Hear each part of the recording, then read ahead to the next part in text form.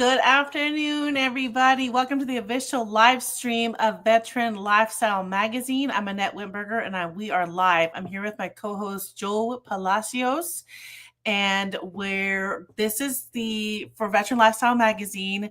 That's also the podcast and the digital platform. I kind of fumbled there, but you get what I'm talking about. Where we bring stories here, struggles and successes of veterans to life and our community as well. This show is an extension of our magazine's mission, which helps to bridge the gap between military and civilian life, provide real resources, and celebrate the resilience of those who have served. In each episode, we dive into raw, unfiltered conversations with veterans, military spouses, entrepreneurs, and industry leaders who are making an impact. We'll cover mental health, career transitions, entrepreneurship, advocacy, and the real-life challenges of life after service, all with the goal of informing, inspiring, and empowering our community. So this is more than just a podcast. It's a movement. Whether you're a veteran, a military spouse, or someone who supports the community, you belong here. So let's have the conversations that matter.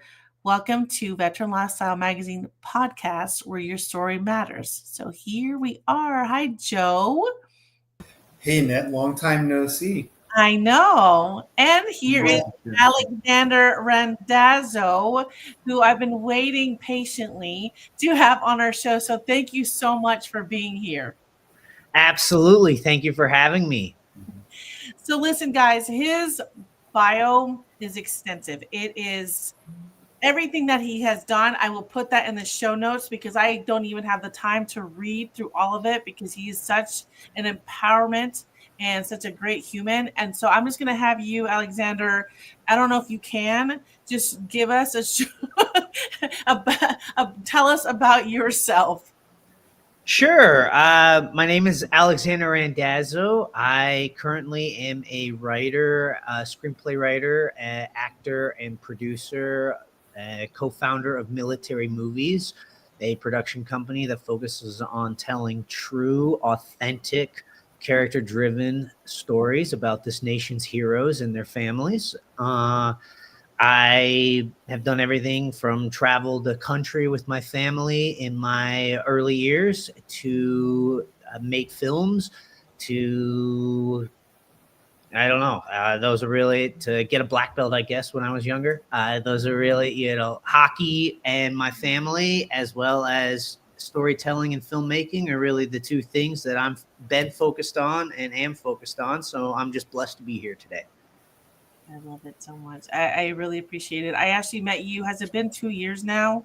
I was going to say it's been, was it 2 years ago? I think it's been just about 2 years. In Nashville at the movie premiere of Lonesome Soldier.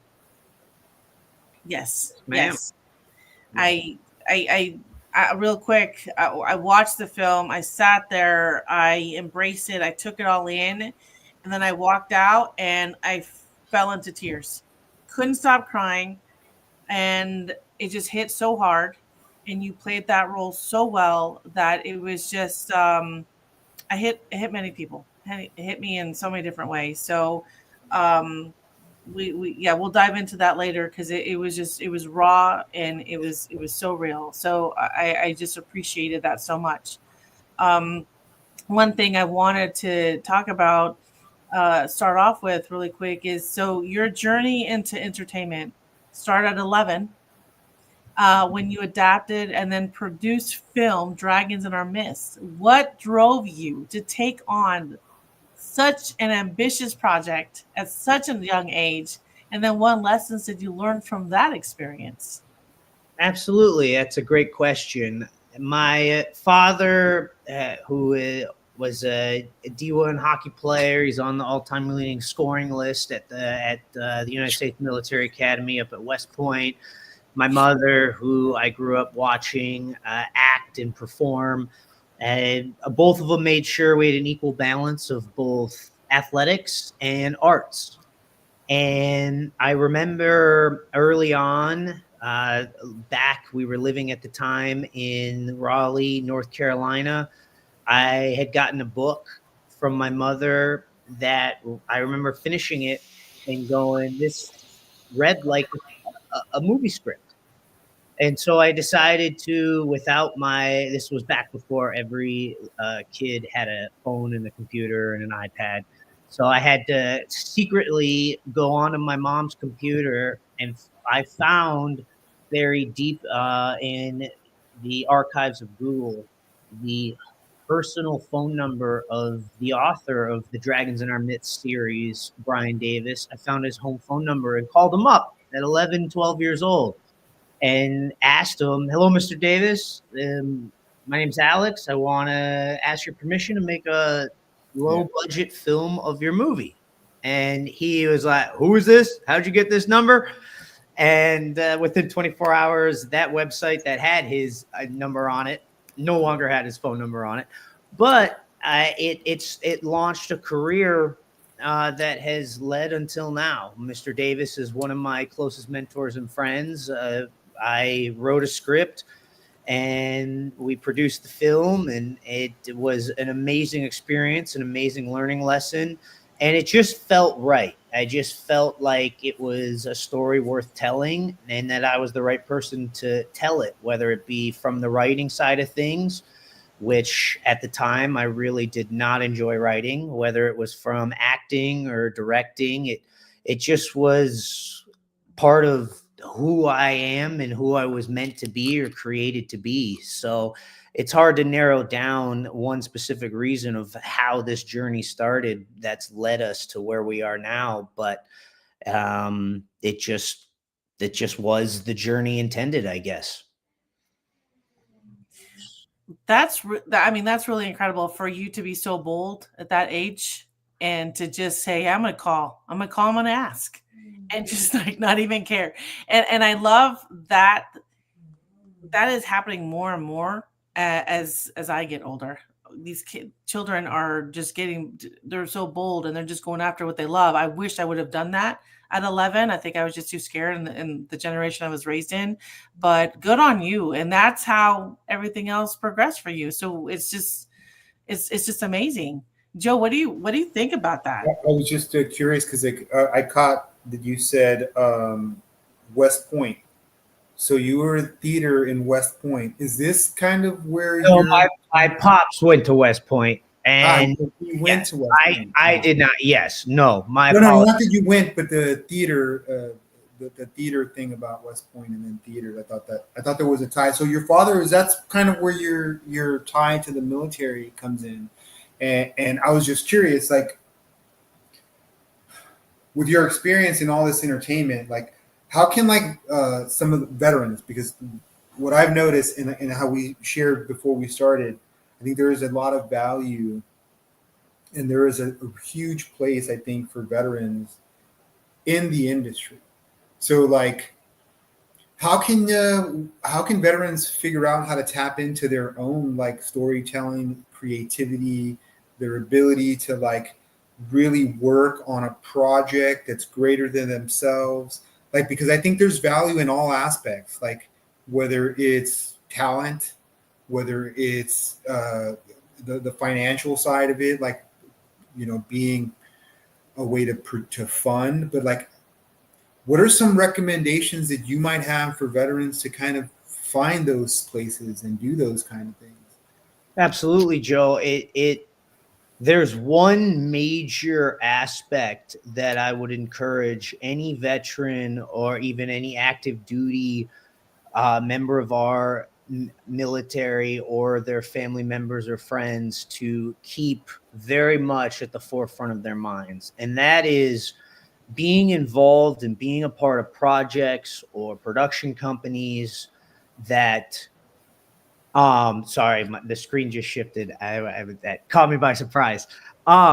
Being a part of projects or being a part of production companies or investing into films or shows that do not take the veteran or the active duty or the military experience for granted or take advantage of. I could list probably 8 out of the last 10 Hollywood blockbuster films that have focused on our veterans or our military missions and experiences that make for good cinema. I have had personal conversations and experiences that 8 out of the 10 of those have either used, for example, one specific film used PTSD as a plot point to add drama to it instead of discuss and show and handle with care and handle with authenticity in order to be a part of the solution or be a part of honoring this community.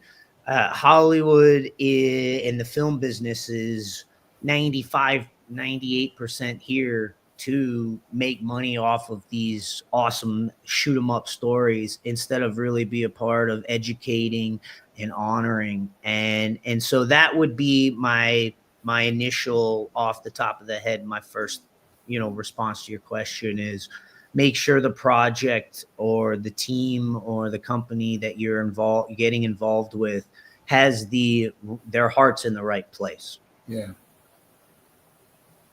I appreciate what you're saying about the idea of making PTSD a plot point. That it's. I think they missed the point. I think they miss they miss the whole mark when they do something like that. There's not one veteran that I know that has PTSD due to some event that they had to participate in to save their person to the right, to the left, or to execute the mission. It's understanding how to decompress from that is the hard part, right? Like, I think when we all get to come to terms, I think eventually all veterans will come to terms and they go, look, I did what I did because I knew that was the thing to do at the time. And it's the moral injury later that we need help decompressing. So I think when they make that a plot point, I agree with what you're saying. It kind of just misses the mark on what we need to work on, right? Like, we don't need to work on making our soldiers, sailors, airmen, and Marines less lethal on the battlefield. We need to learn how to make them more capable of decompressing off the battlefield. So I appreciate you sharing that. That is a huge, huge point. So thank you. Absolutely, my pleasure. There are some really, really awesome stories of our servicemen and women, our American military heroes that need to be told, that should be told, and that have been told, that not only tell it right, but also sell a lot of tickets and entertain and are people's favorite movies. Yeah. With that said, the military community and the veteran community is such a small percentage that the honoring that community and making sure to get the little details right instead of taking advantage of them is something that has often been lost in my industry. And that is something that I, through growing up as the son of a West Point graduate who then went on to coach 8 years at the United States Naval Academy for their ice hockey team, and growing up at a young age with my pops's players, who some of them went on to be SEALs and some guys on subs and Marines, etc. They're not pawns in a film industry game. They're stories that they come home, and if our communities don't understand and are not there to support them, then why do our communities exist in the first place? I mean, I believe is it 1%, 3%? I don't have the statistics in front of me, but only a very small percentage serve, yet the rest of us take advantage of that every day.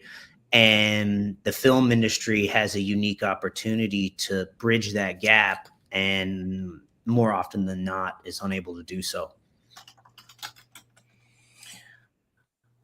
This is where the part where I want to talk about that we had mentioned before. So your film, Lonesome Soldier, the one that I saw 2 years ago already, it tackles PTSD and military experiences with such authenticity.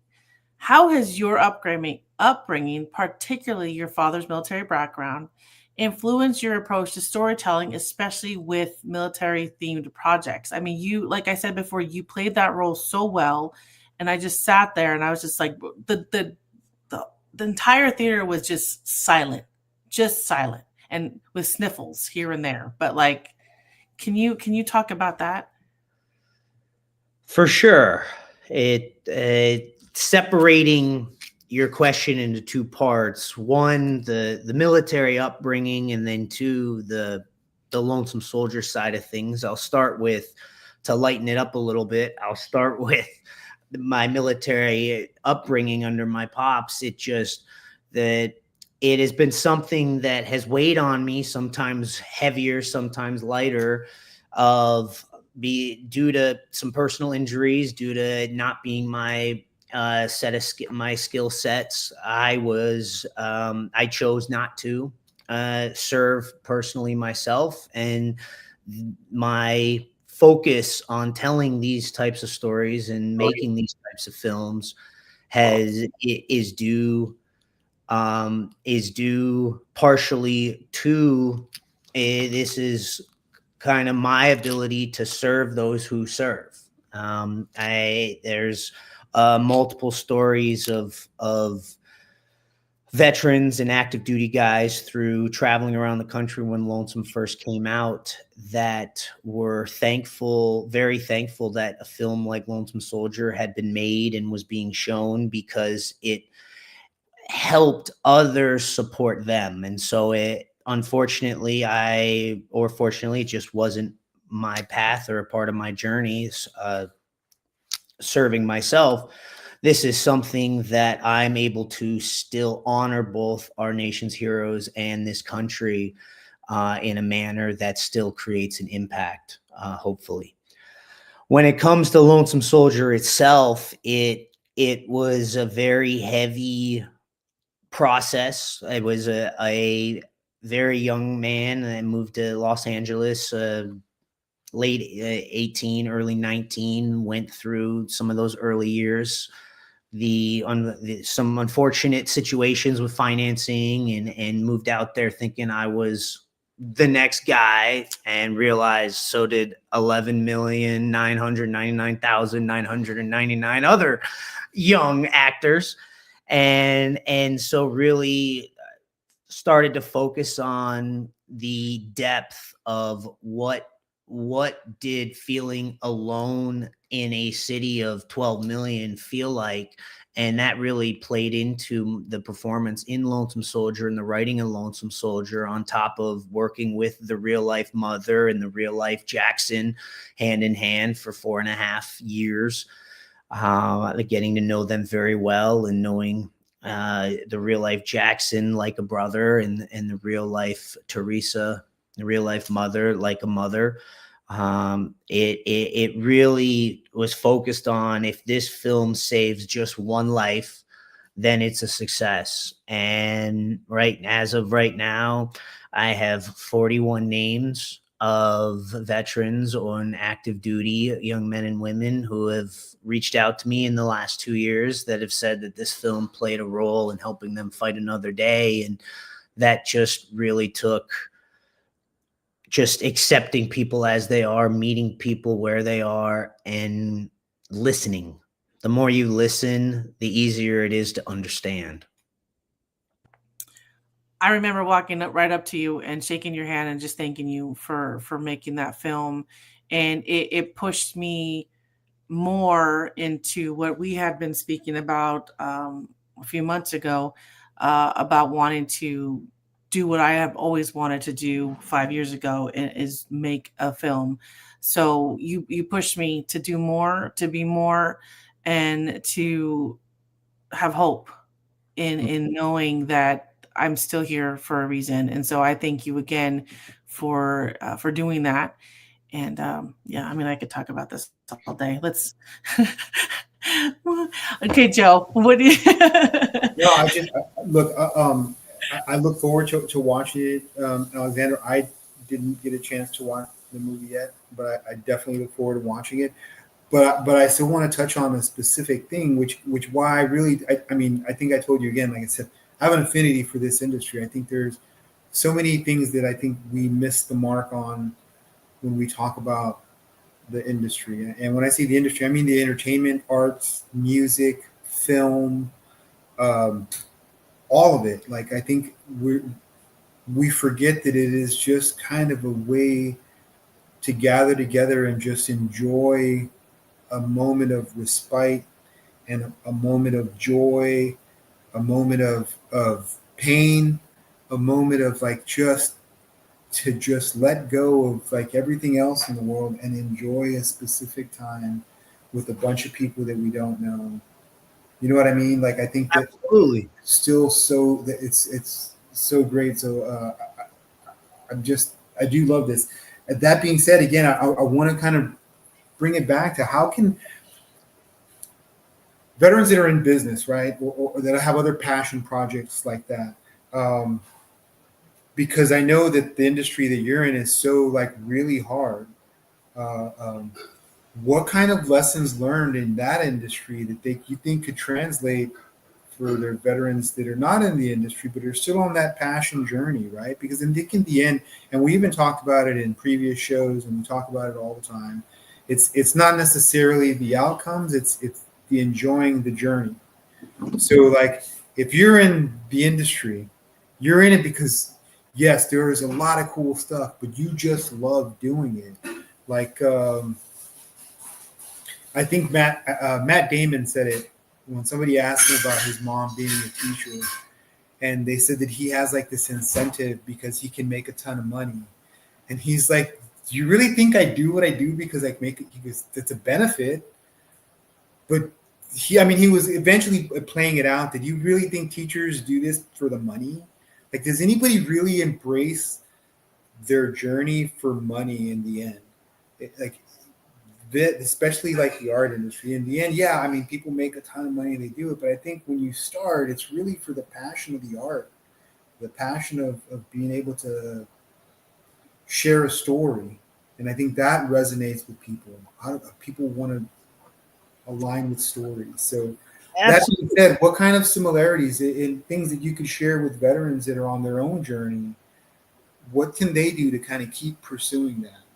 Absolutely. I have four core values that my father instilled in me as a young man, and then I have a list of 5 things that I've developed myself since I moved to Hollywood almost 9 years ago now.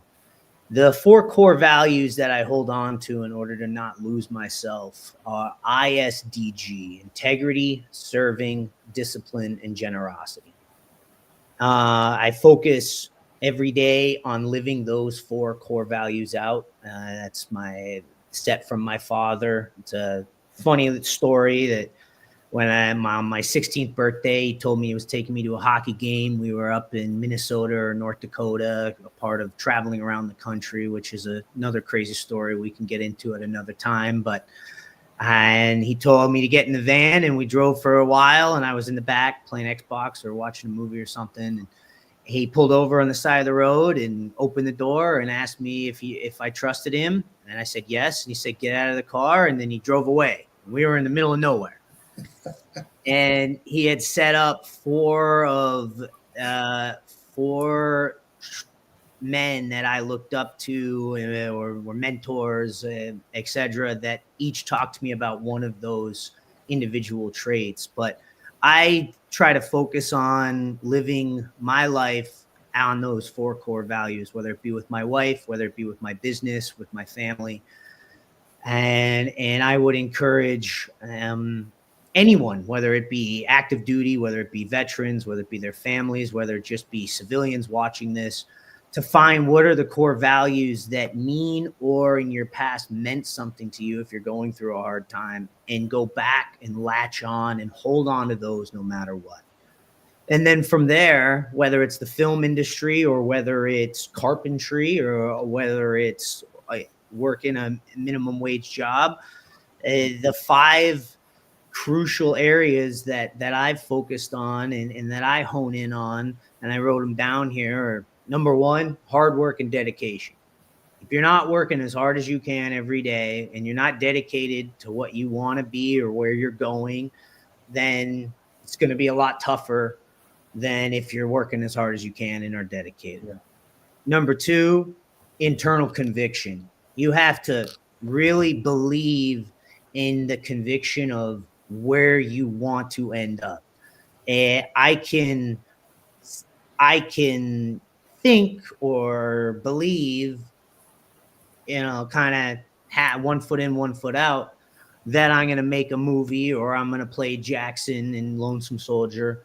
But unless I am truly internally convicted in that belief, then odds are 9 times out of 10, something's going to distract me. Number 3 is faith. I have to have faith. Where personally for me, it's in God above and in His calling on my life and having faith in the skill set that He blessed me with and the skills and the journey that He's called me on with the purposes that He's given me. Number 4 is the feeling of self-worth, of worthiness. And being okay with the times where you feel unworthy, because those are just as motivating, just as impactful, just as powerful as the times where you feel worthy, but you're not there yet. And being okay and understanding and using both feeling worthy and feeling unworthy toward that end goal and that end journey. And then number 5 is your support system, whether it be your business team, if you own a small business, or your producing team, if you're a producer, your writer's room, whether it be Joe for Annette or Annette for Joe as the team of this podcast. Yeah. The people you surround yourself with are more often than not a major factor in if you're going to get where you're going or not. So hopefully that answered your question, Joe. Absolutely. Thank you so much. Absolutely. It's a recurring theme. And I say that, but it's like you're saying, just as you ended that, right? It's the people you bring around you. And what's funny is that the more you project your true self, like the more you kind of like embrace those ideals, and those ideals are universal. There's just people have different ways of saying them, but absolutely, like every one of those tenets just really kind of put the onus on this, on improving yourself continuously, sharing that, and I think it creates that vibrational energy that just attracts more and more people. Like Absolutely. It brings the right people. I think we said it earlier too. It puts us where we're supposed to be, when we're supposed to be, with the people we're supposed to be around. So, absolutely. Thank you so much, man. My pleasure. I want to know, because you've written so many screenplays, so much, like 67 is what the number that I'm seeing on my notes here. 69 now and working on 70. Exactly. So how do you keep motivated? It's not easy, but you do have a passion. But are there days where you're like, I don't even know how we're going to do this? How do you keep yourself moving forward and saying, nope, it's going to happen? I think the days where I don't have a screenplay to write or don't have meetings or don't have to be on set are harder than staying motivated when I'm in the middle of a screenplay. It's a little bit, and maybe I'm a little weird and wired differently, but my wiring is storytelling. It's constantly this story, that story. And my mother-in-law, who I think is watching right now, she often likes to ask me, how do I keep, because I'll talk to her about 3 different scripts I'm working on at the same time. If you take those stories away, and if you take away acting and storytelling, that's where I am currently working on growing and being okay with the silence and the stillness, because right now that's what's most uncomfortable for me. It's not the staying motivated when I have something. As long as I have a story or a project, I have an end goal, which is to finish the script or make the film or give the best performance. But if you take those away, that's where your question is applicable to me, Alex, as a human being, and I'm still figuring that out myself. I love that you say that, because that is my life. If I don't have, and I call it chaos, it's not chaos, it's just chaos in my brain. If I'm not writing a song, creating a post, having endless meetings with Joe and Ryan, my other teammate, if I'm not doing all the things and I'm just sitting back, then there's something wrong. Like, I have to make sure people are sharing their stories. We're elevating voices. We're creating impact every single day.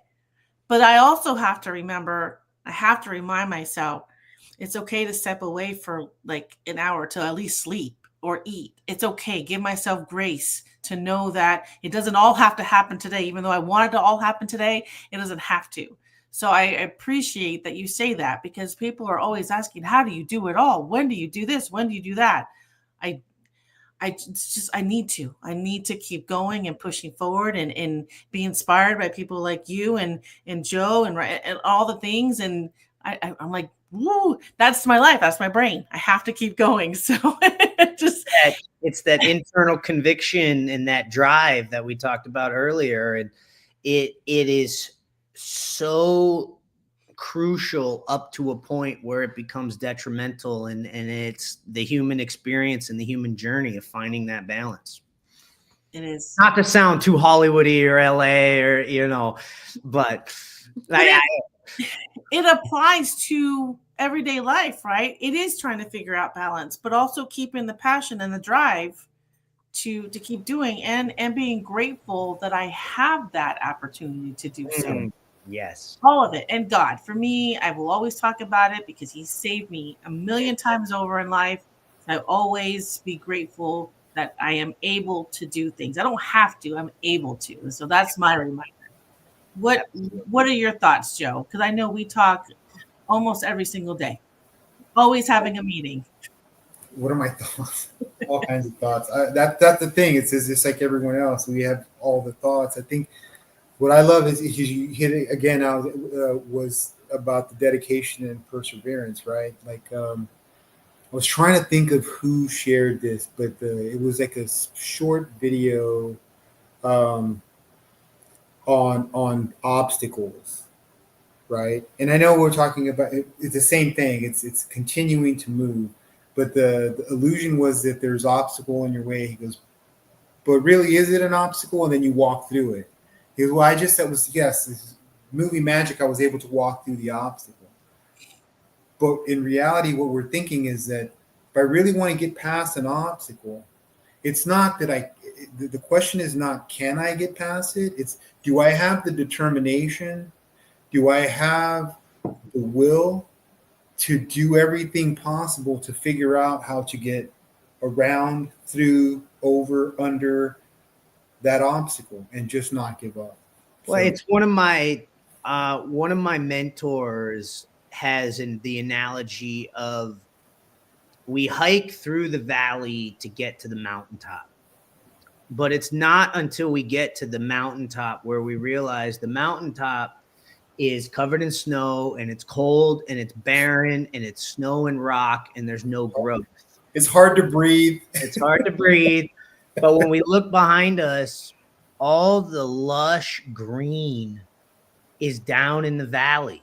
And all the growth happens in the valley for us to get to the mountaintop. And the moment we get to a mountaintop, we scan the horizon and, oh, there's a bigger mountaintop, and you got to go back down through another valley where all the growth happens to climb up to get to another mountaintop. And that, again, is the human experience. That's the journey. That's why we're here, and doing it as a community, doing it as a country, doing it as the military community, as servicemen and women, as a unit. That's really doing it as a production company to tell those stories, to help impact other communities. That's really the focus of what we're doing over here at Military Movies, and what I'm one of the main things that I'm focused on. Now, Alexander, I have one more question, just a follow up, because I know you have your production company. Like as you work on like future projects, what are some ways that the veteran community that could align with projects, whether through internship, consulting, or whatever? Like, what are some of the ways that they can help? In all those things, whether it's realism, acting, production, like. What are some of the things that can bridge their military experience and on-screen storytelling? Like, how do they kind of help? Absolutely. I mean, first and foremost, even though we have, I believe we have seven scripts that have been written anywhere from World War II to modern day. And then an additional, and I'm bad at math, an additional 4. Sorry, I blanked there. So we have 11 projects total, and 3 unwritten. And we're adding a couple of more here, hopefully soon. But stories is number one. We want to hear as many stories worth telling as possible. Number 2, we are in the process because we're a new company. We're my board of directors and the investors and the executives are in the process of shifting the company into a veteran-owned company, which is it'll be veteran-owned, veteran-operated. I will step down and have already kind of stepped down into just the head of creative. Instead of the head of the production company, which means I don't have to worry about any of the business stuff. I just get to write the movies and act in the movies. So I'm very excited about that. But we're always looking for veterans that want to be either involved on the investment level, the corporate level, the set level, or the marketing on the back end level. And that's another way that the military community can help be involved. And then finally, we're also in the process and we're not sure if we're going to be partnering with some nonprofits. And actually, Joe, might be a conversation for the 3 of us to have, down the road. But we are looking to employ a certain amount moving forward of veterans that want to be involved in the film industry on our projects moving forward. We did hit the number of, I believe it was at the time 23% or 32%, and it was 3 or 4 years ago when we shot Lonesome Soldier back in New Mexico. But those numbers always fluctuate, so we did hit it on our first one. But it was hiring locals who had been veterans instead of us figuring out how to find veterans that want to be in the film industry. It was kind of the wrong way around. And so we want to create an outlet at the bottom of the pipeline instead of at the top of hiring veterans who are already in the industry. We want to give opportunities to those who want to be but have not yet had the opportunity. So we're in the process of figuring that out right now, actually. So that's a further conversation that I would love to have. I think one of the ways that, man, I just know that because of my short experience in the industry, there were a few of guys that stuck with it. Few that stayed.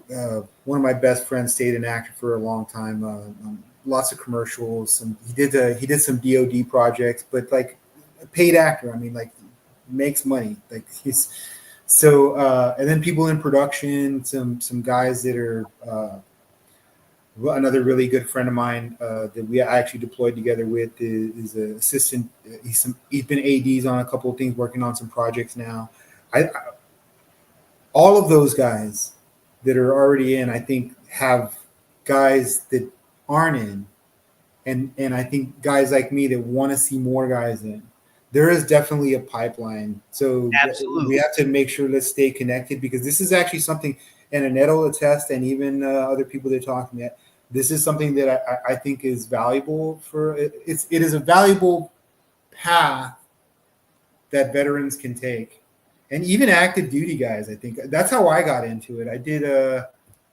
I was lucky enough to do like a couple of seasons on NCIS, a couple other TV shows. They did one movie, Stop Loss, with Ryan Phillippe with one of the military production companies. It was really cool time, and the veterans that actually active duty guys and even veterans that participated, I think they got value out of it. I mean, I don't know if any of you guys watched the show today. I'd love to hear your comment about what your experience was like in the industry. So, and I stay connected, Alexander, because I think there is a future way to kind of move forward. And I think, I know as a veteran that watches movies a lot too, I'm constantly like, there's no way that would go. That dude got a beard. He's not special forces. Why isn't he shaved? Where is his haircut? Like, it's like you say, there's the little things that we can do to make people go, I get it. Anyway, thank you for coming again. I really appreciate your time, Alexander. And I look Absolutely. forward to some more stuff. So it was my pleasure. I had a lot of fun, and I hope our listeners, I hope all of the veterans find in my work and my partners and my company's work that they never find themselves less than first in the focuses of the authenticity and in the focuses of the art and honoring and supporting. Thank you so much. I'm so sad to close this out, but I know that we will definitely have a future conversation on everything, just to try to see how to make a difference in this industry and be a part of it. So I know I would love to do that, but we have to wrap this up. But everyone who's listening, I'm going to close this out to let you know how to keep tabs on what's happening next. So here at Veteran Lifestyle Magazine, we are dedicated to sharing real stories, challenges, and triumphs that come with life during and after military service, whether it's transitioning to civilian life, finding purpose beyond the uniform, or navigating personal struggles like mental health, relationships, and career shifts. We are here to have those conversations. So as you continue to walk your own unique path, know that Veteran Lifestyle Magazine will always be a space where veterans, military families, and supporters can find resources, inspiration, and a sense of community. We are committed to bringing you the stories, voices, and thoughts that matter most. You are not alone in this journey. Let's keep moving forward together. There are 3 things that you could do to stay in the know. Make sure to follow Veteran Lifestyle Magazine on our website and on our Instagram page. Click the bell at the top of the LinkedIn page to keep with the latest on our journey with the magazine. And we will also be posting all the links to Alexander Randazzo's page, how to find him on Instagram, LinkedIn, Facebook, and all the places. So like and subscribe and follow us to make sure that you are following our conversations, and we will see you next time. Thank you so much.